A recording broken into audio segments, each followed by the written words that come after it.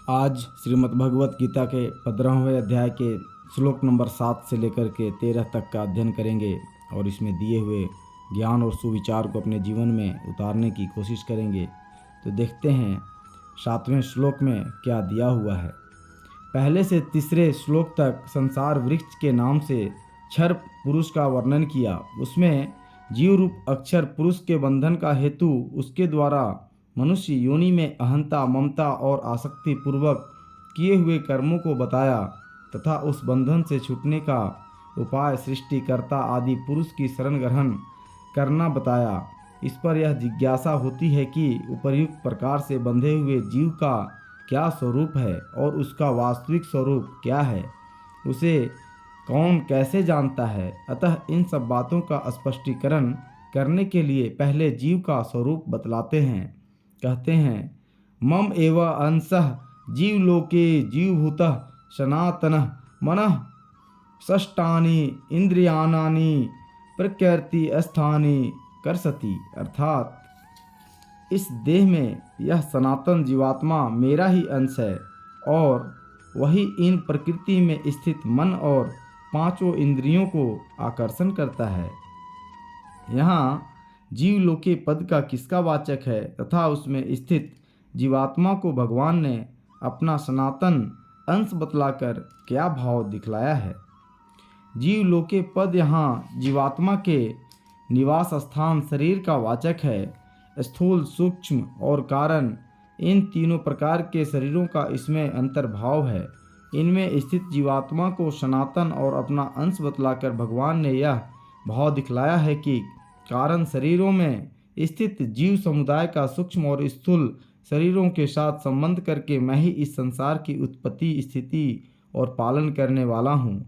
इसलिए मैं सबका परम पिता हूँ। अतः जैसे पिता का अंश पुत्र होता है वैसे ही जीव समुदाय मेरा अंश है तथा स्वरूप से भी जैसे मैं चेतन हूँ वैसे ही जीव समुदाय भी चेतन है।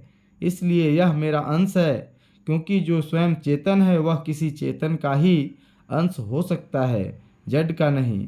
वास्तव में अंशी से अंश भिन्न नहीं होता। मेरी भांति जीव समुदाय भी अनादि और नित्य है, इसीलिए यह सनातन है और मुझसे भिन्न नहीं है। इसके सिवा यहाँ अद्वैत सिद्धांत के अनुसार तो यही भाव ठीक है कि जिस प्रकार सर्वत्र समभाव से स्थित विभाग रहित महाकाश घड़े और मकान आदि के संबंध से विभक्त सा प्रतीत होने लगता है और उन घड़े आदि में स्थित आकाश महाकाश का अंश माना जाता है, उसी प्रकार यद्यपि मैं विभाग रहित समभाव से सर्वत्र व्याप्त हूँ तो भी भिन्न भिन्न शरीरों के संबंध से पृथक पृथक विभक्त सा प्रतीत होता हूँ और उन शरीरों में स्थित जीव मेरा अंश माना जाता है। यह भाव दिखलाने के लिए जीवात्मा को भगवान ने अपना अंश बतलाया है। आगे जानते हैं एव पद के प्रयोग का क्या भाव है। एव पद का प्रयोग करके भगवान ने यह दिखलाया है कि उपर्युक्त प्रकार से यह जीवात्मा मेरा ही अंश है, अतः स्वरूपतः मुझसे भिन्न नहीं है। आगे जानते हैं इंद्रियाणि पद के साथ प्रकृति स्थानीय विशेषण देने का क्या अभिप्राय है और उनकी संख्या मन के सहित 6 बतलाने का क्या अभिप्राय है, क्योंकि मन के सहित इंद्रियां तो 11 मानी गई हैं। इंद्रियां प्रकृति का कार्य हैं और प्रकृति का कार्य रूप शरीर ही उनका आधार है। यह भाव दिखलाने के लिए उनके साथ प्रकृति स्थानीय विशेषण दिया गया है तथा 5 ज्ञानेंद्रियें और 1 मन, इन 6 की ही सब विषयों का अनुभव करने में प्रधानता है। कर्मेंद्रियों का कार्य भी बिना ज्ञानेंद्रियों के नहीं चलता, इसीलिए यहाँ मन के सहित इंद्रियों की संख्या 6 बतलाई गई है। अतएव 5 कर्मेंद्रियां का इनमें अंतर्भाव समझ लेना चाहिए। आगे जानते हैं जीवात्मा का इन मन सहित 6 इंद्रियों को आकर्षित करना क्या है। जब जीवात्मा शरीर से निकलता है तब वह कर्मेंद्रिय, प्राण और बुद्धि को भी साथ ले जाता है, ऐसा शास्त्रों में कहा है। फिर यहाँ इन 6 को ही आकर्षण करने की बात कैसे कही गई। जब जीवात्मा एक शरीर से दूसरे शरीर में जाता है तब पहले शरीर में से मन सहित इंद्रियों को आकर्षित करके साथ ले जाता है। यही इस जीवात्मा का मन सहित इंद्रियों को आकर्षित करना है।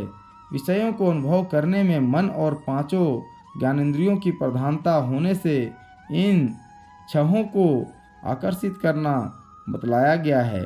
यहाँ मन शब्द अंतःकरण का वाचक है, अतः बुद्धि उसी में आ जाती है। और जीवात्मा जब मन सहित इंद्रियों को आकर्षित करता है तब प्राणों के द्वारा ही आकर्षित करता है। अतः 5 कर्मेंद्रियें और 5 प्राणों को ही इन्हीं के साथ समझ लेना चाहिए। अब आगे देखते हैं 8वें श्लोक में क्या दिया हुआ है। यह जीवात्मा मन सहित 6 इंद्रियों को किस समय, किस प्रकार और किस लिए आकर्षित करता है तथा वे मन सहित 6 इंद्रियां कौन कौन से हैं, ऐसी जिज्ञासा होने पर अब 2 श्लोकों में इसका उत्तर दिया जाता है।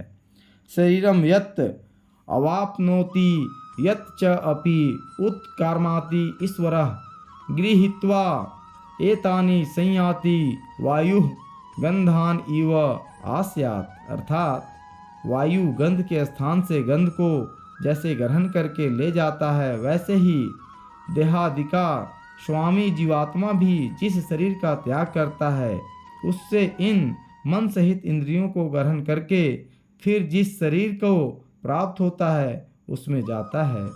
यहाँ आस्यात् पद किसका वाचक है तथा गंध और वायु के दृष्टांत की चरितार्थता किस प्रकार है। आस्यात् पद यहाँ जिन जिन वस्तुओं में गंध रहती हैं उन पुष्प, चंदन, केसर और कस्तूरी आदि वस्तुओं का वाचक है। उन वस्तुओं में से गंध को ले जाने की भांति मन सहित इंद्रियों को ले जाने के दृष्टांत में आशय यानी आधार के स्थान में स्थूल शरीर है और गंध के स्थान में सूक्ष्म शरीर है, क्योंकि पुष्प आदि गंध युक्त पदार्थों का सूक्ष्म अंश ही गंध होता है। यहाँ वायु स्थान में जीवात्मा है। जैसे वायु गंध को एक स्थान से उड़ाकर ले जाता है और दूसरे स्थान में स्थापित कर देता है, उसी प्रकार जीवात्मा भी इंद्रिय, मन, बुद्धि और प्राणों के समुदाय रूप सूक्ष्म शरीर को एक स्थूल शरीर से निकालकर दूसरे स्थूल शरीर में स्थापन कर देता है। आगे जानते हैं यहाँ एतानि पद किनका वाचक है और जीवात्मा को शरीर कहने का क्या अभिप्राय है।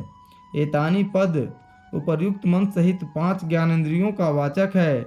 मन अंतःकरण का उपलक्षण होने से बुद्धि का उसमें अंतर्भाव है और 5 कर्मेंद्रियां और 5 प्राणों का अंतर्भाव ज्ञानेंद्रियों में से है। अतः यहाँ एतानि पद इन 17 तत्वों के समुदाय रूप सूक्ष्म शरीर का बोधक है। जीवात्मा को शरीर ईश्वर कहकर भगवान ने यह भाव दिखलाया है कि यह इन मन बुद्धि के सहित समस्त इंद्रियों का शासक और स्वामी है, इसीलिए इनको आकर्षित करने में समर्थ है। आगे जानते हैं यद पद का 2 बार प्रयोग करके उत्कर्माति और अवाप्नोति इन 2 क्रियाओं से क्या भाव दिखलाया गया है। एक यद पद जिसको यह जीव त्याग देता है उस शरीर का वाचक है और दूसरा यत जिसको यह ग्रहण करता है उस शरीर का वाचक है। यही भाव दिखलाने के लिए यत पद का 2 बार प्रयोग करके उत्क्रामति और अवाप्नोति इन 2 क्रियाओं का प्रयोग किया गया है। शरीर का त्याग करना उत्क्रामति का तथा नवीन शरीर का ग्रहण करना अवाप्नोति क्रिया का अर्थ है। आगे जानते हैं आत्मा का स्वरूप तो दूसरे अध्याय के 24वें श्लोक में अचल माना गया है। फिर यहाँ संयाति क्रिया का प्रयोग करके उसके एक शरीर से दूसरे शरीर में जाने की बात कैसे कही गई। यद्यपि जीवात्मा परमात्मा का ही अंश होने के कारण वस्तुतः नित्य और अचल है, उसका कहीं जाना आना नहीं बन सकता, तथापि सूक्ष्म शरीर के साथ इसका संबंध होने के कारण सूक्ष्म शरीर के द्वारा एक स्थूल शरीर से दूसरे स्थूल शरीर में जीवात्मा का जाना सा प्रतीत होता है। इसीलिए यहाँ संयाति क्रिया का प्रयोग करके जीवात्मा का एक शरीर से दूसरे शरीर में जाना बतलाया गया है। दूसरे अध्याय के 22वें श्लोक में भी यही बात कही गई है। अब आगे देखते हैं 9वें श्लोक में क्या दिया हुआ है। श्रोत्रम चक्षुः स्पर्शनम च रसनम ग्राणम एव च अधिष्ठाय मनः च अयम विषयान उपसेवते, अर्थात यह जीवात्मा श्रोत्र, चक्षु और त्वचा को तथा रसना, घ्राण और मन को आश्रय करके अर्थात इन सब के सहारे से ही विषयों का सेवन करता है। यहाँ जीवात्मा का श्रोत्र, त्वचा, चक्षु, रसना और घ्राण इन पांचों इंद्रियों के सहित मन को आश्रय बनाना क्या है और इनके सहारे से ही जीवात्मा विषयों का सेवन करता है, इस कथन का क्या अभिप्राय है। जीवात्मा का अंतःकरण और इंद्रियों के साथ अपना संबंध मान लेना ही उनको आश्रय बनाना है। जीवात्मा इनके सहारे से ही विषयों का सेवन करता है। इस कथन का यह भाव है कि वास्तव में आत्मा न तो कर्मों का करता है और न उनके फलस्वरूप विषय एवं सुख दुख आदि का भोगता ही, किंतु प्रकृति और उसके कार्यों के साथ जो उसका अज्ञान जनित अनादि संबंध है, उसके कारण वह कर्ता भोक्ता बना हुआ है। 13वें अध्याय के 21वें श्लोक में भी कहा है कि प्रकृतिस्थ पुरुष ही प्रकृति जन्य गुणों को भोगता है। श्रुति में भी कहा है आत्म इंद्रिय मनोयुक्तम भोक्ते अत्याहुर्न निश्नः, अर्थात मन, बुद्धि और इंद्रियों से युक्त आत्मा को ही ज्ञानी जन भोक्ता ऐसा कहते हैं। अब आगे देखते हैं 10वें श्लोक में क्या दिया हुआ है। जीवात्मा को तीनों गुणों से संबंध एक शरीर को छोड़कर दूसरे शरीर में जाने वाला और शरीर में रहकर विषयों का सेवन करने वाला कहा गया। अतएव यह जिज्ञासा होती है कि ऐसे आत्मा को कौन कैसे जानता है और कौन नहीं जानता। इस पर 2 श्लोकों में भगवान कहते हैं उत्क्रामंतम स्थितम वा अपि भुवाजनम वा गुणांतिम विमूढ़ा न अनुपश्यन्ति पश्यन्ति ज्ञान चक्षुष, अर्थात शरीर को छोड़कर जाते हुए को तथा शरीर में स्थित हुए को अथवा विषयों को भोगते हुए को, इस प्रकार तीनों गुणों से युक्त हुए को भी अज्ञानी जन नहीं जानते। केवल ज्ञान रूप नेत्रों वाले विवेकशील ज्ञानी ही तत्व से जानते हैं। यहाँ गुणान्वितम पद किसका वाचक है तथा अपि का प्रयोग करके उसके शरीर छोड़कर जाते शरीर में स्थित रहते और विषयों को भोगते रहने पर भी अज्ञानी जन उसको नहीं जानते, इस कथन का क्या अभिप्राय है। गुणान्वितम पद यहाँ गुणों से संबंध रखने वाले प्रकृतिस्थ पुरुष यानी जीवात्मा का वाचक है। अतएव अपि का प्रयोग करके यह भाव दिखलाया है कि यद्यपि वह सबके सामने ही शरीर छोड़कर चला जाता है और सबके सामने ही शरीर में स्थित रहता है तथा विषयों का उपभोग करता है, तो भी अज्ञानी लोग उसके यथार्थ स्वरूप को नहीं समझते। फिर समस्त क्रियाओं से रहित गुणातीत रूप में स्थित आत्मा को तो वे समझ ही कैसे सकते हैं। आगे जानते हैं उसको ज्ञान रूप नेत्रों से युक्त विवेकशील ज्ञानी ही तत्व से जानते हैं। इस कथन का क्या अभिप्राय है। इस कथन से यह दिखलाया है कि जिन पुरुषों को विवेक ज्ञान रूप नेत्र प्राप्त हो चुके हैं, ऐसे विवेकशील ज्ञानी उस आत्मा को यथार्थ स्वरूप को गुणों के साथ उसका संबंध रहते हुए भी जानते हैं, अर्थात शरीर छोड़कर जाते समय, शरीर में रहते समय और विषयों का भोग करते समय हर एक अवस्था में ही वह आत्मा वास्तव में प्रकृति से सर्वथा अतीत शुद्ध बोध स्वरूप और असंग ही है, ऐसा समझते हैं। अब आगे देखते हैं 11वें श्लोक में क्या दिया हुआ है। यतन्तः योगिनः च एनं पश्यन्ति आत्मनि अवस्थितं यतन्तः अपि अकृतात्मानः न एनं पश्यन्ति अचेतसः, अर्थात यत्न करने वाले योगी जन भी अपने हृदय में स्थित इस आत्मा को तत्व से जानते हैं, किंतु जिन्होंने अपने अंतःकरण को शुद्ध नहीं किया है, ऐसे अज्ञानी जन तो यत्न करते रहने पर भी इस आत्मा को नहीं जानते। यहाँ यत्न करने वाले योगी जन कौन हैं और उनका अपने हृदय में स्थित इस आत्मा को तत्व से जानना क्या है। जिनका अंतःकरण शुद्ध है और अपने वश में है। पूर्व श्लोक में जिन विवेकशील ज्ञानियों के लिए आत्मा को जानने की बात कही है तथा जो आत्म स्वरूप को जानने के लिए निरंतर श्रवण मनन और निधि ध्यासनादि प्रयत्न करते रहते हैं, ऐसे उच्च कोटि के साधक ही यत्न करने वाले योगी जन हैं।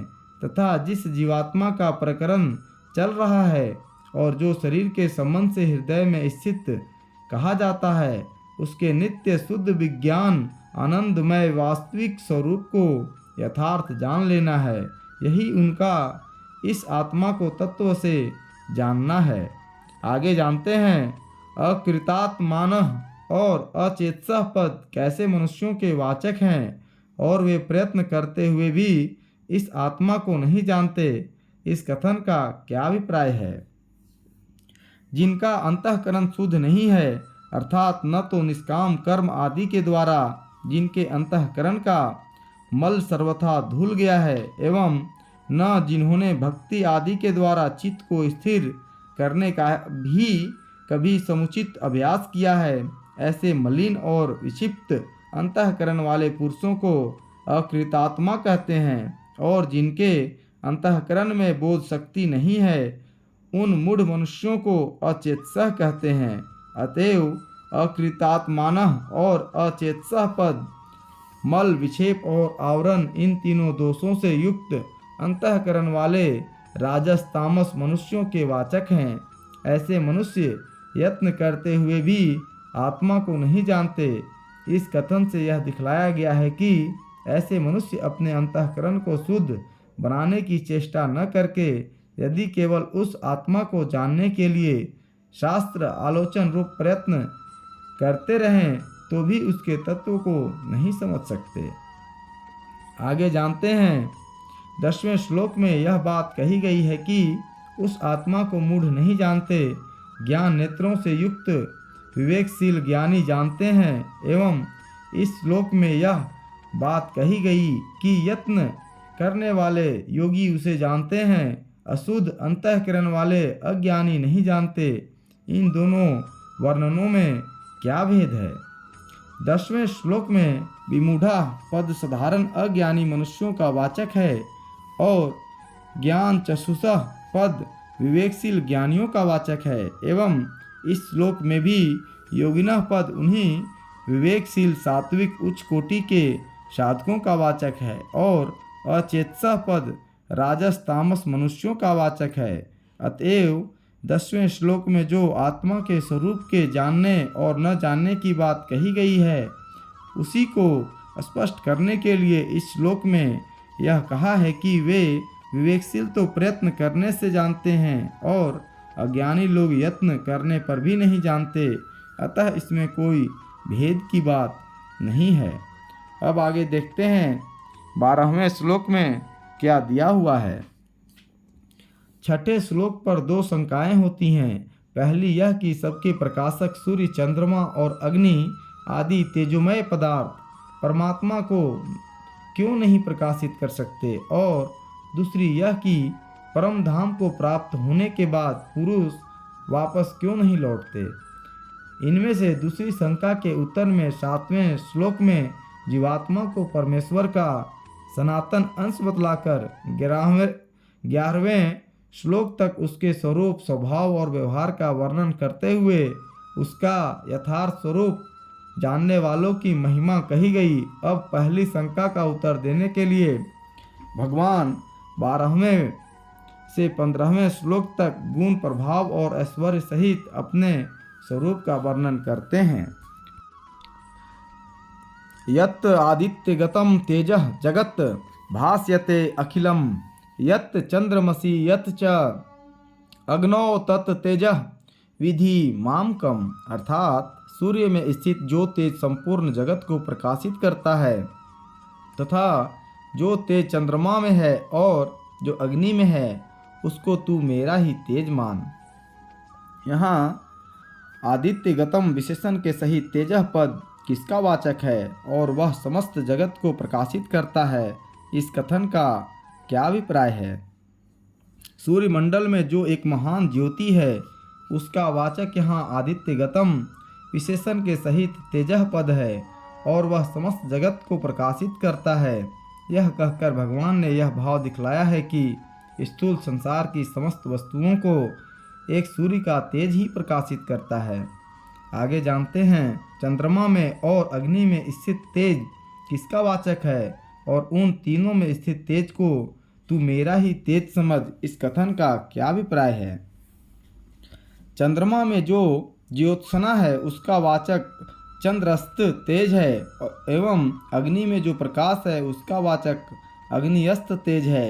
इस प्रकार सूर्य, चंद्रमा और अग्नि में स्थित समस्त तेज को अपना तेज बतलाकर भगवान ने यह भाव दिखलाया है कि उन तीनों में और वे जिनके देवता हैं, ऐसे नेत्र, मन और वाणी में वस्तु को प्रकाशित करने की जो कुछ भी शक्ति है वह मेरे ही तेज का एक अंश है, जबकि इन तीनों में स्थित तेज भी मेरे ही तेज का अंश है। तब जो इन तीनों के संबंध से तेज युक्त कहे जाने वाले अन्यान्य पदार्थ हैं, उन सब का तेज मेरा ही तेज है, इसमें तो कहना ही क्या है। इसीलिए छठे श्लोक में भगवान ने कहा है कि सूर्य, चंद्रमा और अग्नि ये सब मेरे स्वरूप को प्रकाशित करने में समर्थ नहीं हैं। अब आगे देखते हैं 13वें श्लोक में क्या दिया हुआ है। गाम आविश्य च भूतानि धारयामि अहम ओजसा पुष्णामि च ओषधि सर्वा सोमः भूत्वा रसात्मकः, अर्थात और मैं ही पृथ्वी में प्रवेश करके अपनी शक्ति से सब भूतों को धारण करता हूँ और रस स्वरूप अर्थात अमृतमय चंद्रमा होकर संपूर्ण औषधियों को अर्थात वनस्पतियों को पुष्ट करता हूँ। यहाँ मैं ही पृथ्वी में प्रविष्ट होकर अपनी शक्ति से समस्त भूतों को धारण करता हूँ, इस कथन का क्या भाव है? इस कथन से भगवान पृथ्वी को उपलक्षण बनाकर विश्व व्यापनी धारण शक्ति को अपना अंश बतलाते हैं। अभिप्राय यह है कि इस पृथ्वी में जो भूतों को धारण करने की शक्ति प्रतीत होती है तथा इसी प्रकार और किसी में जो धारण करने की शक्ति है वह वास्तव में उसकी नहीं, मेरी ही शक्ति का एक अंश है। अतएव मैं स्वयं ही आत्म रूप से पृथ्वी में प्रविष्ट होकर अपने बल से समस्त प्राणियों को धारण करता हूँ। आगे जानते हैं, रसात्मकः विशेषण के सहित सोमः पद किसका वाचक है और इस विशेषण के प्रयोग का क्या भाव है? रस ही जिसका स्वरूप हो उसे रसात्मक कहते हैं।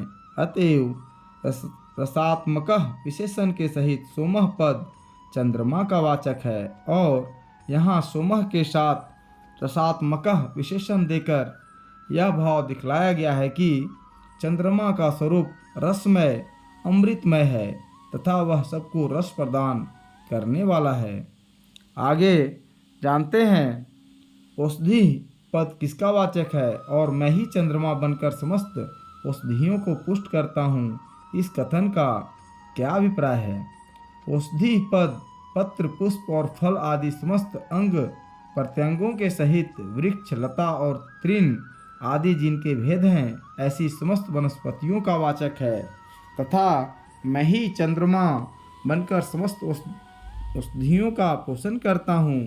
इससे भगवान ने यह दिखलाया है कि जिस प्रकार चंद्रमा में प्रकाश शक्ति मेरे ही प्रकाश का अंश है, उसी प्रकार जो उसमें पोषण करने की शक्ति है वह भी मेरी ही शक्ति का एक अंश है। अतएव मैं ही चंद्रमा के रूप में प्रकट होकर सबका पोषण करता हूँ।